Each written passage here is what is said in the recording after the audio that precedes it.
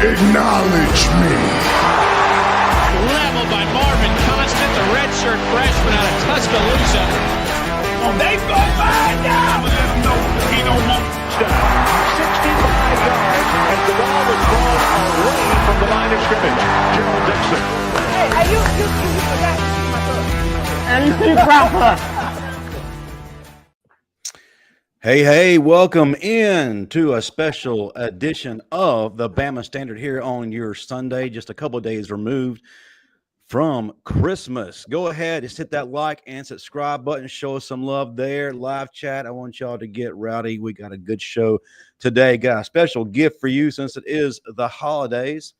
If you're watching the replay, get down in the comment section below. Show us love there. I'm your host, Justin Riley. Before we get started, I want to shout out a couple of our sponsors. Limestone Company.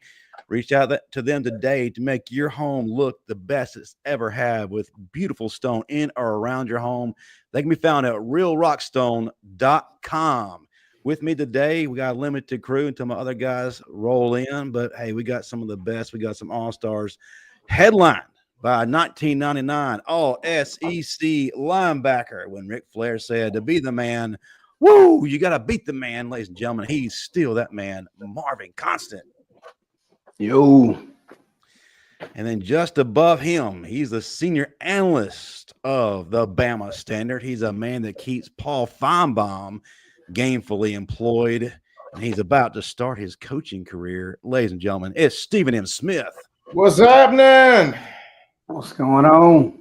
Man, got a big show today. Let's go ahead, Stephen. You do it better than no one else in the world. Tell the folks who we got in the building so we can get this thing going today.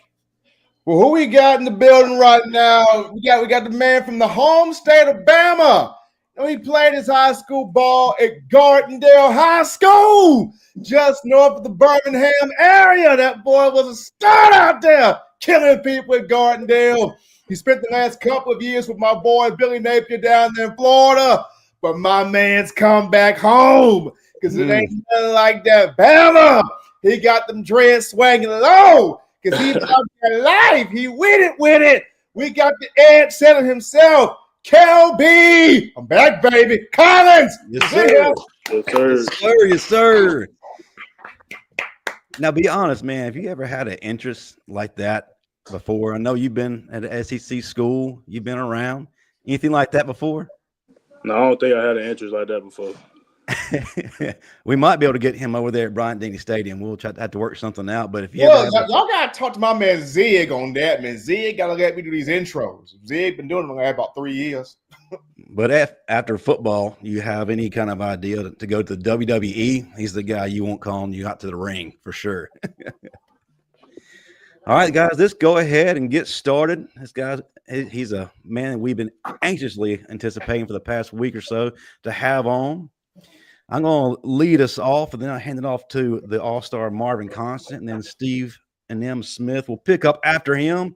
So, Kelby, first of all, thank you for joining us today. I'm glad we could give the fans a Christmas present early. So, a couple of years ago, you originally told us no, but sometimes no doesn't mean not ever. It means just not now. So, why is the time now for you to come to Alabama? I just like what they got going on. It's kind of still the same from when I was getting recruited at high school. It's just I understand the game more a little bit, and I can really understand what they're really talking about when they're trying to when they're pitching, like how they're gonna use me and stuff like that. So I think that's what made it different this go around. Absolutely, Marvin, what you got for him? Here we go. How many times did you have to body slam Alex Watkins? No, I ain't have to do nothing to him. He really kept everybody in check though. That's my guy. That's my guy, man. Shout out to Watkins, man. You know, he's a product of Alabama as well, man. But in all seriousness, though, what made you make that move from Florida to Alabama? So it's within the SEC, but at the same time, you know, it's like you're going from one power to another. So it's almost like a lateral move per se, but slightly up. So, but what made you make that choice? I mean, it was a lot of stuff that had went on last year, from like me moving positions and stuff like that. So I just felt like, in order for me to continue developing and at what I feel is my true position, I just had to go somewhere else. Really, I mean, it's like I don't really know how to explain it, but I just felt like it was best for me. Kelby, bro, when you look at just this coaching staff in particular, I know that a lot of players they wanted to play for Coach Saban. They did, but Coach, of course, retired. You know, you took that road to be with Coach Napier down there in Florida. Napier, Saban disciple. But what was it about this coaching staff that you was like, I'm rocking with this, like I'm feeling this, like I want to come back home. Like there's something about this coaching staff that's pulling me to come back home. What was it about DeBoer, Wommack, Freddie Roach, this particular staff? Well, starting off, just Coach Roach. I mean, he recruited me for about 4 years, so I really know how what to expect. You know, he's always kept it real with me since I met him. So that's really what stood out to me. And then Coach Womack and Coach DeBoer. I mean, I like the system that Coach Womack is bringing. You know, it works. You know what I'm saying? And I like Coach DeBoer. He's kind of. I mean, he's a coach that you can approach in any situation. Like I feel like if you got a problem, you can go to him. And he'll try his best to help you out, or if you just need to talk, he's there to listen. So, and just as a coaching staff as a whole, it's just a lot of energy, a lot of fun, and it's kind of, I mean, it's not laid back, but it's kind of like you can see just everybody being able to have a little bit more fun under this coaching staff. That's what's up. So I gotta ask, you know, what did you have to experience at Florida that made you say, had I not gone through that, I wouldn't be what Alabama needs right now?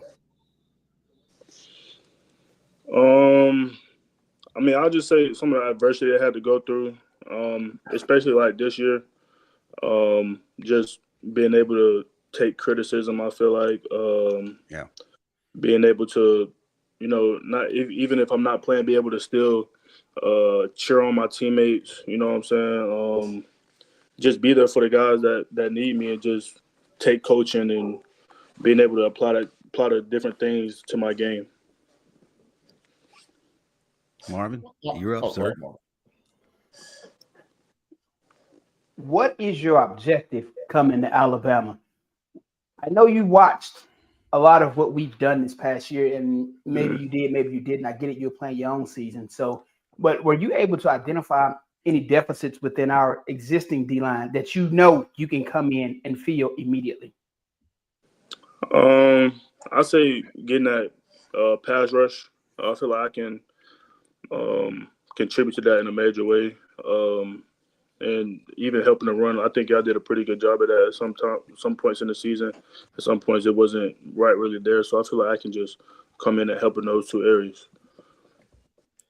Kelby, you mentioned, man, about taking the criticism, right?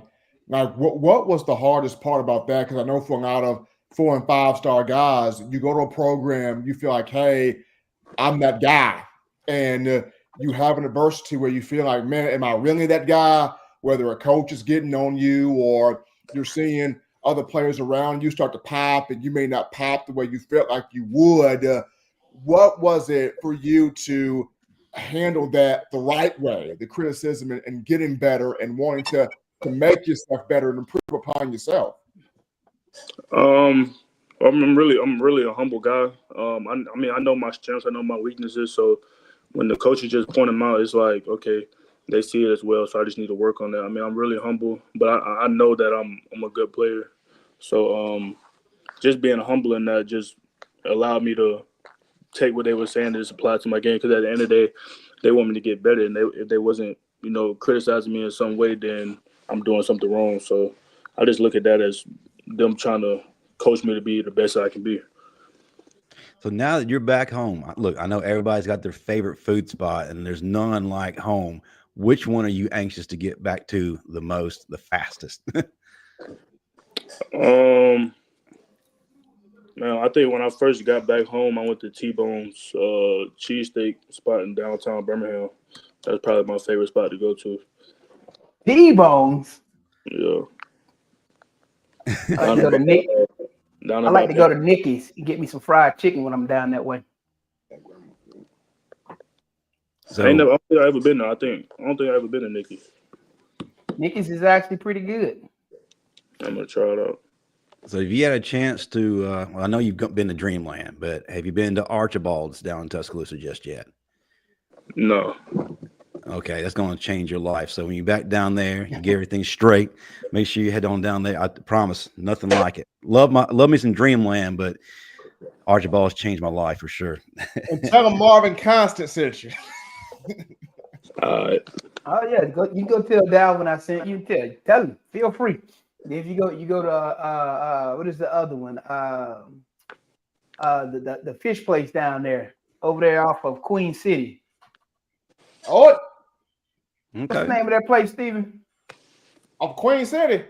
Yeah, over that way. Near the Like train Sharks? tracks over there. Ain't that Sharks? That ain't Sharks, is it? No, it ain't Sharks. I can't remember the name of it, but I'll get you the information. Wayne Robinson and his brother actually own it. I'll take care of you there too.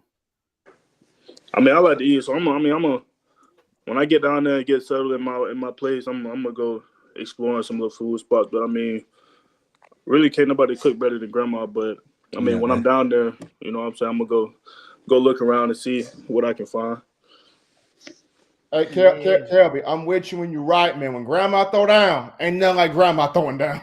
Oh no. So I know being in Florida, your hatred for Georgia probably increased like 100 times as it did Tennessee. So where does Auburn rank in that? Because you kind of have to do a little bit of a shift now that you're coming to Tuscaloosa. I mean, growing up a Alabama fan, Auburn was always like number one. Like, Time out. I got to stop you right here. You cannot lead with growing up an Alabama fan, but you went to Florida. I mean, it was just like that's just what felt like home to me. I'm just giving you a hard time. Oh yeah. Hey, he just pressed you a little bit, man. No, yeah. Hey, listen, I'm from Tuscaloosa. Steve Spurrier almost got me out of there too. I get it. Yeah. I get it. Kelby, what you don't know is that Florida's coach then, Steve Spurrier, actually had a helicopter outside Marvin's house trying to get him to go to Gainesville. So don't let him fool you. He almost left had the Alabama coaching staff not pulled up at the right time. Somebody was snitching on me when they seen that Florida plane at the airport. Snitches, boy. Bobby Kenny. But no, go ahead, Kelby. But no, yeah. I mean, Auburn's always been there, you know, because of the Iron Bowl and stuff like that. But I mean, when I went to Florida, it was just we switched. It was like switched to Georgia, and I understand that. So, I mean, it's just a rivalry. At the end of the day, we just gotta go there and handle business. Yeah, no question. So we're excited because you're a guy who's going to get home and take that quarterback to the dirt. You know, no slight on anybody, but we hadn't really had that since Will Anderson and Dallas Turner. So in your mind, what makes you that next great at that position? We're not going to compare you to anybody because that's not fair. So we're looking at you as being the next great. What makes you that guy? I mean, well, first of all, those are two like good people to be compared to a little bit. But I mean, me, I think I'm just real versatile. I can line up over anybody and win from the outside to the inside. So I think just being versatile in my rush and also in the run game as well. I feel like I can just play anywhere that they need me to be at. So Kelby, I know a lot of people have looked at this Kane Wommack 4-2-5 swarm defense and go, this ain't working. This is not what it is. But you talked about how it fits you and how it does work from what you have seen of it.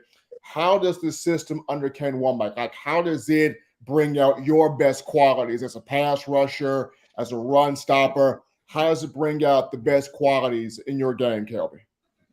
Well, just looking at the defense and what they were going to have me playing, I mean, I played that my freshman year when I had good success when I was, freshman on SEC and stuff like that. So that's why I think it really fits me. And it just allows me to be versatile, like I said before, just playing on the edge, on some things, and then going to that 4-eye, sometimes a 3. It just allows me to be versatile in my game, and you can't really game plan for somebody that can play all over the defensive line. Marvin, you're up, sir.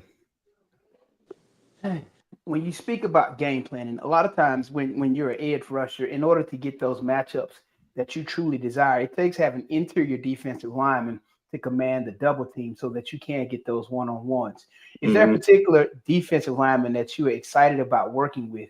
And how do you normally approach that relationship with those defensive linemen to ensure that you can get those one-on-one matchups? I'll say I'm excited to work with Tim Keenan. I mean, I watched his game since high school, really. So I'm excited to work with him. I think we already have some kind of a relationship, but just getting there and being in the room with him and the other interior guys and just building that, that team bonding and stuff like that. I think by the time season comes, will be good. Yeah, a lot of people don't understand the importance of that relationship between edge rushers and those interior defensive linemen, man, because if you're not on the same page with those guys, or if you don't have a solid relationship with them, and a lot of times they can put you in compromising positions by not effectively doing what they're supposed to do. It's a trickle-down effect. So, again, that starts with having an amazing, solid relationship with those guys, everybody on the same page, and basic accountability. When you have that, man, you're talking about that's when you see true success from those edge rushers. If you go back and you look at the days of Quinnen Williams, the Marcel Dariuses, all those guys, the Ron Paynes, the Jonathan Allens, you look at all the edge rushers that they played with and the success that they had, and that was directly due to the amount of pressure that we were getting between the tackles every play. You had to double team everybody those work guys. together. If somebody if somebody in the interior is not doing what they're supposed to when y'all rushing, like the lane's open, so everything works together. So I mean that chemistry is gonna be big. Yeah. So who was that first phone call you made to on the team when you decided, you know what, this is my new home? Who were you excited the most to be working next to? And you mentioned Tim Keenan. He's a friend and family member of this show. We've had him on several times. Great kid. I understand the attraction there to be able to be side by side with him. But who are some others that you're really excited about and made that phone call to maybe?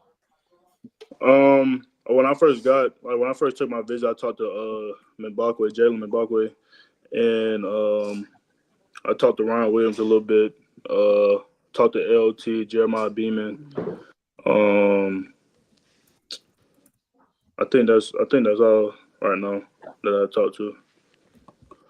Okay. Kelby, when you look at the weight room aspect, the strength aspect, just what Coach Ballou does from that perspective of getting the healthy weight, getting the healthy muscle, getting the healthy the lifting, and making you kind of monster men out there. Have you got a chance to get with Coach Ballou, and how has that worked out so far? I haven't met him yet. I don't think. I think I met him during recruiting in high school, but I haven't met him recently. But I mean, I see like the transformations of the players' bodies and stuff like that. Those guys are huge. So I'm just excited to get in there and work with him. All right. So as you transition from, to Alabama, what do you feel like is that one area of your game you need to do the most work on to make you take that next step in your career to achieve the desired success? I think I can get better at my hands and my eyes. That's something that I'm constantly trying to improve at. Because once those are good, you can really build off that. And really every aspect. So that's just something I'm constantly trying to get better at. Being in Florida, of course, you've got an opportunity to see a lot of fan bases, been a lot of big stadiums, but which one did you absolutely hate playing at the most? I don't think I really hated playing at any stadium the most. I just kind of go there and just take it all in. But, as far as, probably one of the loudest, besides Florida, I'd say LSU. It was just something about that. We got there, the fans was just annoying. I'll say. We were sitting right in front of, not about a student session, but we were sitting right in front of a couple guys that was talking crap and stuff like that. So every time we get off the sideline, we would always hear them. It was just get on our nerves and stuff. But I don't think I really hated playing at any stadium. I can understand that. Stephen, what you got for our guy? Then Marvin will ask one more. So Kelby, Billy Napier took a crazy schedule, right? A lot of people thought that Napier would not even make a bowl game with the schedule. He took this crazy schedule, went 7-5 with it, got to a bowl game, despite all the adversity that he faced, that you all faced. What did you take from what your coach went through and how he handled that to channel it into, okay, if I watched my guys do this in Florida, I can take this Alabama group and do something special with it. What did this year at Florida teach you about, hey, I can run this at Alabama? Well, I mean, those guys, I mean, we worked super hard in the offseason. Like, probably the hardest offseason I've had since I've been in college. And it just brought our team, like, when I was at Florida, brought our team very close, like the closest we've ever been since my freshman year. So, I mean, it just shows me that when you have that chemistry and that team bonding, like, nothing can break you. Even when we was having a tough couple games in the early in the season, like, in the locker room, we never got down on ourselves because we knew how hard we worked. We knew that all the work we put in was going to come to light, and it did. Towards the end of the season, we went on a 4-game winning streak. Then, they finished out strong in the bowl game. So just taking that mindset that, like, it might be rough at this point, but if you keep working and don't get down on yourself and don't get down on your brothers, then, I mean, everything will work out. That's what's up. Good stuff.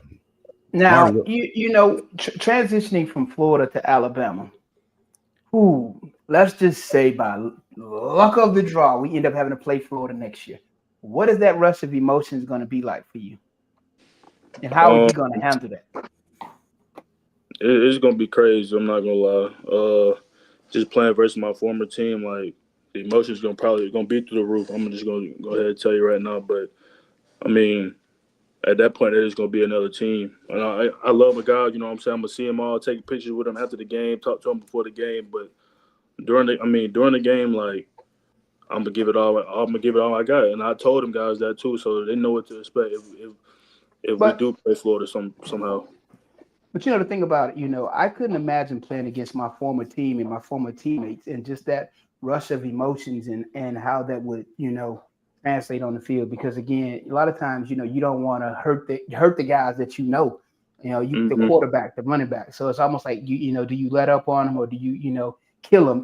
So that's definitely a tough decision and a tough place to be. I go all out on them. I told them guys, DJ Lagway, all them, like, if I play he said Lagway. They call specifically. No, Lagway, that's my guy. I talk to my guy Lagway. They push each other. In practice, when I was going versus them and O-line, it's like, bro, if this is a real game, I'm killing you, right? They said, no, you can't. You can't. I was like, okay. So, yeah. I love that. I know he pushed you most definitely. Oh, yeah. And that he's something special. But as we draw close to the end of time of speaking with you, what's one thing you want Alabama fans to know about you? I know we've seen plenty of tape. We know what you bring to the field. You're that dude. There's no question about it, no denying it. But what's something about you that fans don't know that they're going to find out real fast? I'm a chill guy. I mean, I'm really approachable. Like, y'all see me on the street or something like that, y'all come say what's up, say hey, take pictures and all that. I'm not one of those guys that's like that'll just walk away. I'm gonna speak to you, know what I'm saying? And I just got a lot of passion for different things out the field, like cars and music and history and stuff like that. So I mean, if y'all see me, just say what's up. Like, I'm a chill guy. Yes, sir. All right, Marvin, you're the guy who's been there. You've done it, all SEC. You gave your body for this game. Before we let him go, what's some advice you can give him as now he transitions to this next phase of his journey? I mean, just enjoy the moment more than anything. Prepare your body, study film. When you're not playing, rest, recover, make sure that you're getting the most out of your body when you're not using your body in terms of, that recovery. Because, again, you're only going to go as far as your body allows you to go playing this sport. And it's very hard on the body. So, again, just stay in your playbook, rest when you can, and just enjoy the moment because the time goes by so fast. So. Gotcha. All right. Well, Kelby, we greatly appreciate you being on with us. Before you head out, if you would, tell the fans how they can find you and then what you got coming up next. Well, my Instagram is Kelby Collins _. And my Twitter is Kelby_Collins. That's where y'all can reach me at. Send me a DM. I'll respond. You know what I'm saying? Cool. Well, man, we greatly appreciate your time. We cannot wait till you get to do your thing on campus. We'll be down there at A-Day. We'll have a show live at the Paul W. Bryant Museum. If you've got any free time, swing by. Our full crew will be there. So you'll get the full experience. But, yeah, we'll make sure to make some time for you. We're excited, brother. You're what we've been looking for. We're ready for you to raise some hell at your position. And I know quarterbacks took notes as soon as they saw your name come across that On3 notification on Twitter. But thank you again, brother. Roll Tide. Thank y'all for having me. Roll Tide. Anytime. Yes, sir. Good stuff, man. We finally got that dude, Marvin. Somebody who can actually get home. Hey, all right. And what I like about him, he don't do a lot of talking. That's good. He don't do a lot of talking. Man, total opposite from what we're used to here on this panel. But anyway, moving on. All right, we're going to go through this real quick. We all saw it on full display starting Friday and then early in the morning until late at night. Can we table this? No, because I want Steve and Smoke's opinion on this too. Can we table this? Yeah. I wish Smoke was here so that we could get his take, but I definitely want to hear what you guys had to say before our whole. Oh, no, I really think that in order to truly get the most out of this topic so that we don't have to revisit it, so that we just address it that one time, I want Steve and Smoke on, especially Smoke. Especially Smoke. I especially want Steve Brown on. Well, we can postpone that. I know a lot of folks were excited to hear what you had to say. I can go off about it and rant about it, but I promise you, the opinions that we're going to get from that Gerald Smoke Dixon. I agree. I tell you what, can you meet us in the middle, give us a little bit of a pre-rant, and then we'll give them something to chew on until we reconvene. Can you do that? We can, but here's the thing. I can't give you any rant about what the committee got right or got wrong, because I'm going to go back to what I said a few weeks ago. We got what we deserved. We got what we deserved. After losing to Vandy and getting smoked in Norman, we got what we deserved. So we have no argument about what the committee got right or got wrong. That's my point of view on it. I'm always going to tell you, you get what you earn in life. And we truly got what we earned, because when it was time for us to show up, we straight farted, man. It went straight down our leg. It was bad, man. I mean, we blew it royally. We blew it. A field goal in Oklahoma. So how can you have any argument that the committee got it wrong when we let a 5-5 team at the time hold us to a field goal? A 5-5 team held us to a field goal. So what argument do we really have? Well, you're absolutely right. And that's one of the things that I was arguing with Bama fans on social media yesterday who were making a case that Alabama should have been there. Well, if we should have been there, we would have handled business. We would have taken care of Vandy and Oklahoma both without question. But we didn't. And somebody say Tennessee got blitzed, and that's the same Tennessee team that beat us. So, again, what argument is there to be had about we should be there? The team that beat us just got smoked yesterday. This is why. I mean, a lot of the Alabama fans were saying, well, these games are boring. If Bama would have been in there, these games wouldn't have been boring. Look, Bama beat Oklahoma. Bama's in there. Bama did not beat Oklahoma. So you got to deal with this. But well, SMU shouldn't have been in there. None of this would have happened. Bama went in Norman. Bama did not win in Norman. That's why you saw the ugliness. Round one of the college football playoff that you saw. Committee did what the committee had to do. Well, that's the biggest takeaway I got. They had to put Indiana and SMU in there by default because the other three teams you just mentioned didn't handle their business. If any of those three teams have only 2 losses, there's no debate. They're in right now and probably have better quality matchups. Right. But we're going to push pause on there. We gave you a little bit of a teaser, folks. So this will encourage you to come back when we have the full crew here. I promise you, it's going to be something you need to see. All right, so we got some good news. Aside from the playoffs, and this is where Stephen A. Smith is going to shine. We got the depth chart coming at you, folks. Listen, the portal has taken away and has gotten people in shambles, wondering around, what is Alabama going to do? Well, Alabama's been doing some things. We just do it a little bit, more slowly than what fans would like. Well, this weekend, we got some nice little haul of some quality players. Big time, big body wide receiver, Isaiah Horton out of Miami. Great route runner, very polished, automatic first down kind of guy. Then we went out and got that thumper from Coach Prime, Nakai Hill-Green. Excellent football IQ, a guy you want in the locker room. He will lay the boom. Wherever the ball is in the field, that's where he's going to be. He's somebody who actually reminds me of Marvin's style of play. We'll get to that in just a little bit.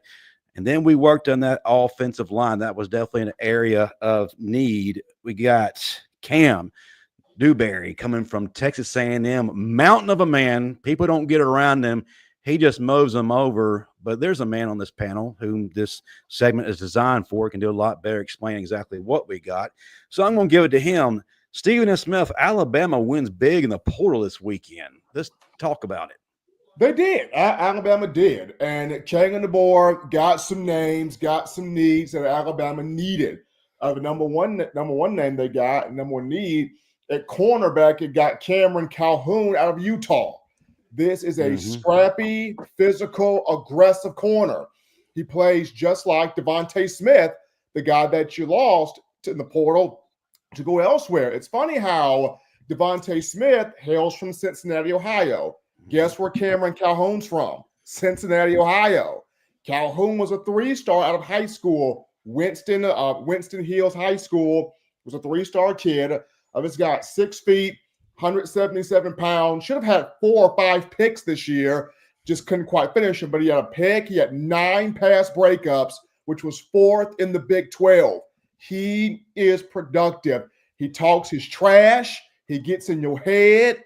He can back it up. He breaks in the ball. He's physical. He's chippy. He plays with an edge to him because he feels like he wasn't recruited the way he should have been. Calhoun, a dog. That guy's a dog. So I like him out of the portal. You get Cam Dewberry, an offensive lineman from A&M, 6'4", 330. He's an interior guy. And that 330 size, Marvin, he can move. He may actually be 315. He can move. He can play inside. He can also play outside, but he's listed as more of an interior guy. He may be better suited as a guard. He may be working inside that phone booth there. But at 315, the guy can move. Very good feet. None of his punch strike, none of his hand strike can mow you down, but he's got very good feet. He can move. The third guy, Isaiah Horton, at wide receiver from Miami. Fans were talking about what happened with KC Concepcion out of North Carolina State. Bama decided to go a different direction here.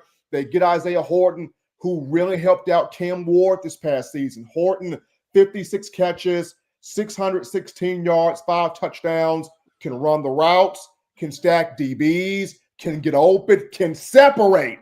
If you watch the tape, this kid can separate.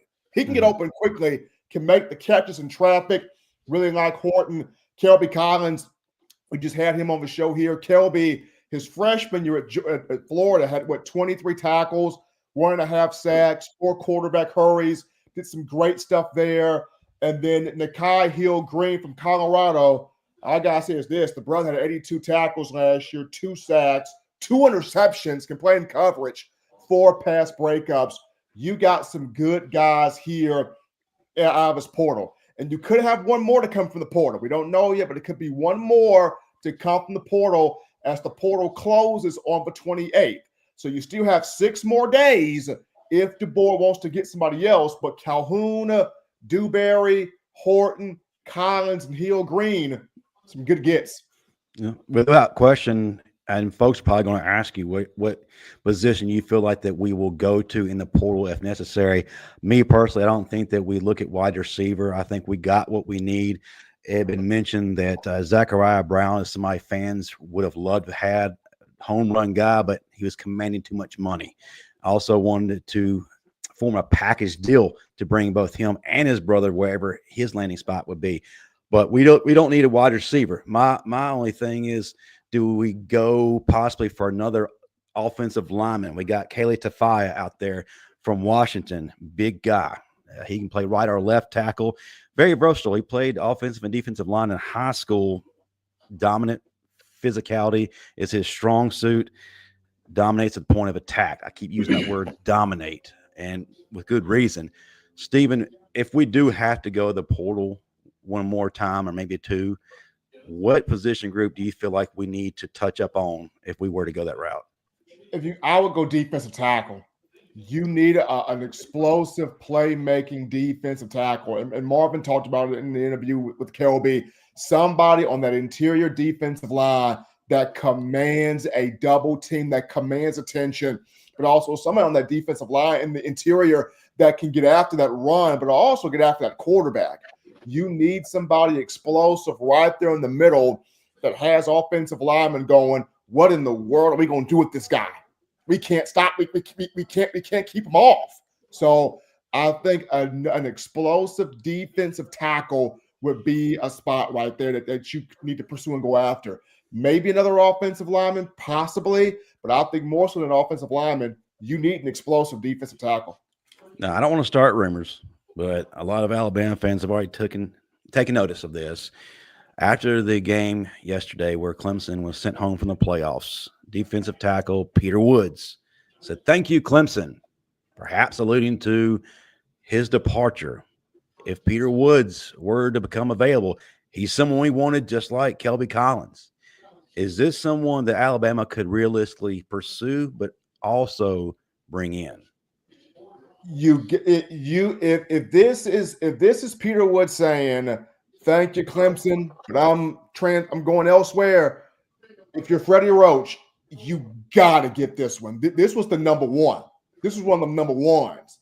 The number ones don't come around too often, right? So when a number one says, "I'm leaving my area," and this particular number one was from the state of Alabama, you got to make that phone call. You got to make that phone call. And Peter Woods was one of those number ones that got away from this state. If he is leaving Clemson, headed elsewhere, you make that phone call and you say, "Man, we need you. You are the piece. You are the piece. We get you back in here, we're going to wreck some shop. You the piece." Speaking of a piece that could potentially wreck shop, that is, we have someone now in that linebacking group that could potentially come back thanks to the latest NCAA ruling where it says players who have competed at the junior college level will not have those 2 years or 1 year, depending on how long they were there, counted against them. This opens the door to possibly having Justin Jefferson return. Stephen, I'll let you tackle this in just a minute. Marvin, if Justin Jefferson was able to apply for another year, how big would this be for our linebacking group if Justin Jefferson is not in that lineup next fall? I mean, it'll be huge. If you watch how he played on the back end of the season, his game got better and better. And as he was inserted into the lineup, you've seen a lot more physicality, a lot more pad popping on that defense. And so goes your middle linebacker, so goes your defense. So I'm excited if he's able to return for another year. I think it'll do him some justice in improving his draft stock as well. And I think it'll be a mutually beneficial relationship if he is to return. I think it gives him the opportunity to put together a list of what he must work on to make that next step to become a first or second round draft pick. So it's a win-win across the board. And I think for us, though, it is huge to have a physical inside linebacker to come back. Without a doubt. Stephen, is this something that we need to go after? Should this be a priority for Kane Wommack and that defense? Talking to Justin Jefferson, like Marvin said, I think that it would be a great advantage for him to get more tape for the NFL. I think if he goes now, he's looking at later rounds, possibly undrafted free agent. How critical is this for Alabama to make sure that Justin Jefferson possibly return? I think it's big because if you look at it, he became your green dot communicator when Deontay Lawson went down, right? So to get him back, and then especially if he goes into this bowl game, Jefferson, and has a whale of a game, a marquee production of a game, then this is huge to get him back because now you would set up him being your Mike linebacker, him being your green dot guy. And let's say Deontay Lawson decides to come back. You can stick Deontay as your off-ball guy. So now you have Justin Jefferson as your communicator with his ability to fly around, be physical, take people's heads off, and then you would get Deontay Lawson playing next to him if he decides to come back for another season coming off of this leg injury. So I think it's pivotal that if you're Kane Wommack, if you're anybody on this defensive staff, get Justin Jefferson to come back and then have a conversation with Deontay Lawson. Let him know, hey, Jefferson's coming back. If you come back, you will be our off-ball guy. You'll just be see ball, get your leg all the way healed up, see ball, get ball. That'll be your role right there. So I think it'll be crucial if you can get Jefferson to come back. Absolutely. All right. We got one more topic, but before we get to that, I want to remind everyone of our other sponsor. Listen, your bowl season is not complete, nor is your Alabama experience as a whole not complete, unless you have your title towel. Go to whitwillsports.com today, enter the promo code STANDARD, get you a nice little discount courtesy of your favorite network. Get your title towel today. Do it rush delivery so they can make nice Christmas presents. And one other thing, I want to give a quick shout out to our guy, our family member, Jaden Roberts. Happy birthday, brother. Stephen M. Smith, listen, that bowl game is a week away. It's our get back game. If you're not going to make the playoffs, this is probably the best case scenario. But the problem is we got players who are out. We have guys who've entered the portal. We've got 3 wide receivers gone. We've got a defensive back gone. Malachi Moore has season-ending surgery. And then now we have Caden Proctor, who's going to be out as well, season-ending surgery. Got to get that shoulder taken care of. So what does this look like? Secondary changes, offensive line changes. The wide receiver group's going to change as well. What's this going to look like for Alabama when they're in Tampa next week? Well, starting off with the offensive line, you look at it, we're probably going to see what we saw against South Florida with Caden Proctor out. Caden dealing with the shoulder. He's having surgery there on that shoulder, so he won't play. What did we see against South Florida? We saw Tyler Booker at left tackle. We're probably going to see that again. Booker's going to be at left tackle. Coach Cap has talked about it. Booker's versatile. He can play tackle. He can play guard. He can play center. They're going to probably throw Booker at left tackle. What does this mean? Geno Van Mark is going to be at left guard. Parker Brailsford's going to be at center. Jaden Roberts is going to be at right guard. And Wilkin Formby is going to be at right tackle. I do not want them trotting Pritchard out there. Wilkin Formby needs to be at right tackle, and that's your group left to right.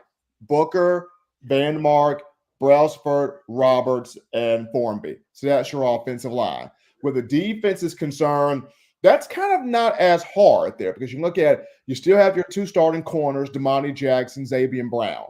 Your Husky where Devontae Smith was at, that would be Deshaun Jones. So Day Jones will play Husky. Behind him, you have Red Morgan. Zay Mincy at 6'3", though his future's at safety. They've gotten Zay Mincy some work there at Husky. They've even gotten Dre Kirkpatrick Jr., young Dre, some work there at Husky. So that's going to be very interesting as well. But I think Deshaun Jones will be the starter there at Husky. And your 2 safeties, Bray Hubbard, your free safety. Your strong safety with Malachi out would be King Mack, the transfer from Penn State. But also watch Zay Mincy. He'll get some duty in there as strong safety as well in that rover spot there.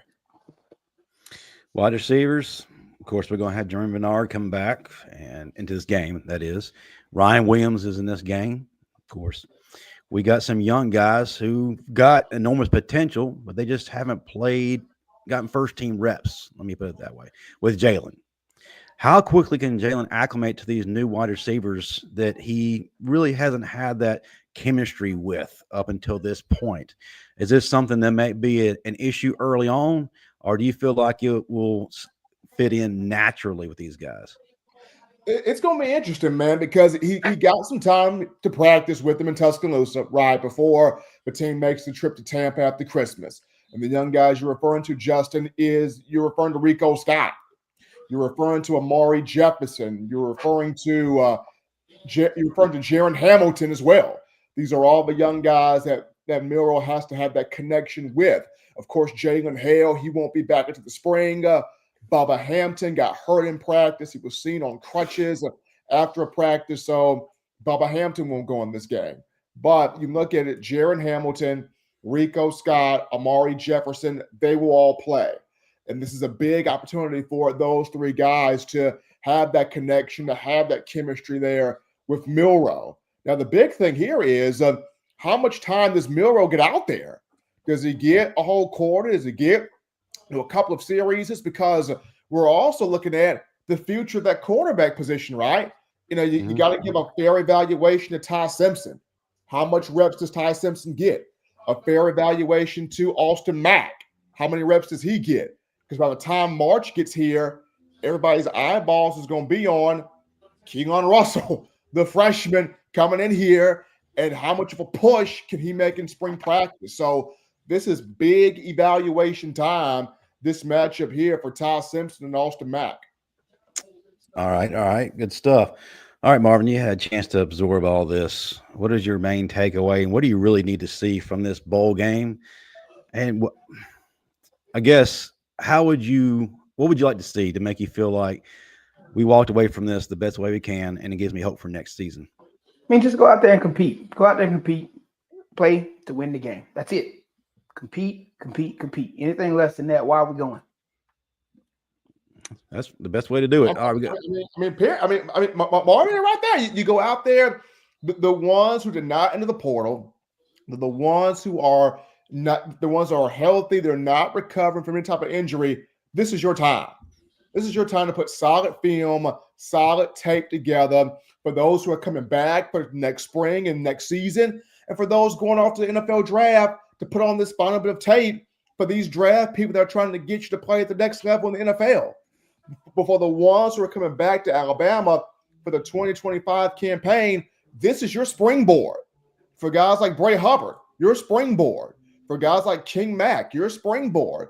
Red Morgan, Zay Mincy, these are your springboards going into next season and setting yourself up for marquee success, for marquee production. We got one question from the audience, and we'll go around the room real quick. This is from Michael White. Biggest question: do you believe that Milroe will ultimately come back for the 2025 season? No. Absolutely not. He mentioned during practice last week, because the quarterback room was brought up, and he said, I like the guys in that room.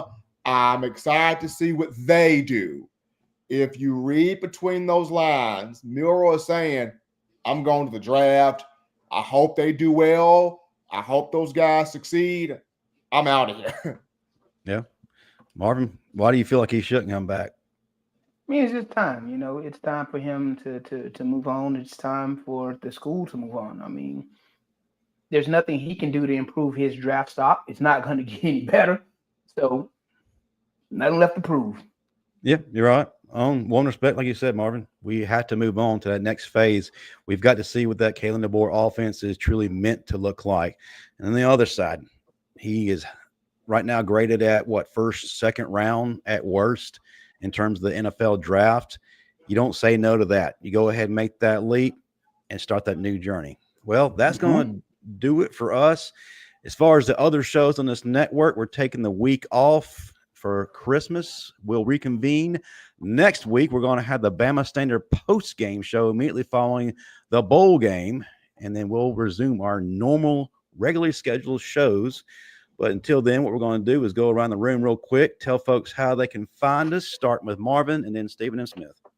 You can find me on Instagram, Constant45, on X, Constant451. Not hard to find. Not at all. Stephen M.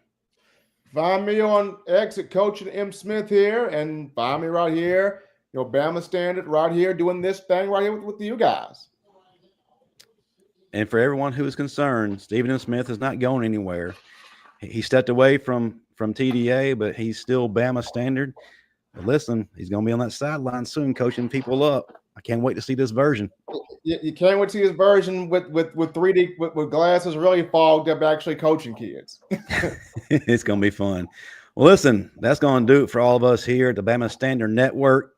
Merry Christmas, everyone, and roll tide. Roll Tide. Yeah.